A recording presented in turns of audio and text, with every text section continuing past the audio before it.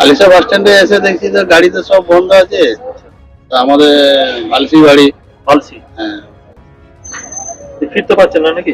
আর ফিরতে তো এখন পর্যন্ত পারিনি। তারপরে এখন যদি গাড়ি আবার চলতি হয় কিনা তখন দেখা যাবে। বর্ধমানে কোনো কাজে এসেছিলেন? বর্ধমান না, আমরা গেছিলাম ব্যান্ডেল। হ্যাঁ, ট্রেন থেকে নামলাম।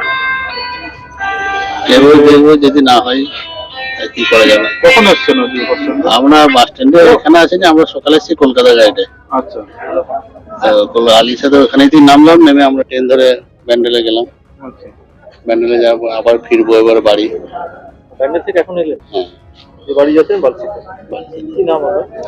আপনার সুখদেব কুন্ডু। গাড়ির জন্য খুবই অসুবিধা। সকাল 7টার থেকে বসে আছি, পুরুলিয়া যাব, কি করে যাওয়া যায় সেইভাবে একটু ডিসিশন নেন।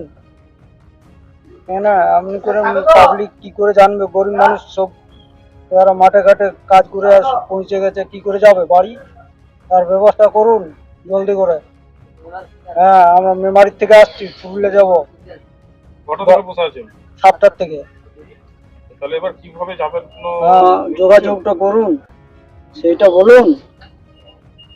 একাই যেতেন না? না, আমরা আছি জোনা 30-এ। কি করেন আপনারা? মাঠে খাটি লেবার। আপনাদের বেশি অসুবিধাটা হ্যাঁ হচ্ছে। হ্যাঁ, তাহলে 2-4টি পুটুলি পাটলি আছে, কি করে নিয়ে যাবো? চাল ফাল আছে, সেই জন্যই তো অসুবিধার মধ্যে রয়েছে, নাহলে তো ট্রেনে চলে যেত। আপনার নাম? অনাথ বাবু। যাবো তো ডবরিয়া, বাঁকুড়া ডবরিয়া পাত্র। কখন এসছেন? আমি তো এসছি 11:30 বাসে এসছি কেষ্টপুর থেকে। এখানে আজকে দেখা যাচ্ছে বাস বন্ধ, কি বলবেন? কতটা অসুবিধা হচ্ছে? অসুবিধা বলতে এখানে তো কিছুই চেনা জানা নেই এখন।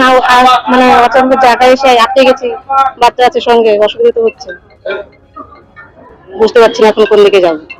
হয় আমাকে রিটার্ন আবার বাঁকুড়াটি যেতে হবে। দেখছি ফোন এসছে। আপনার নাম? আর নাম পূর্ণিমা সিং।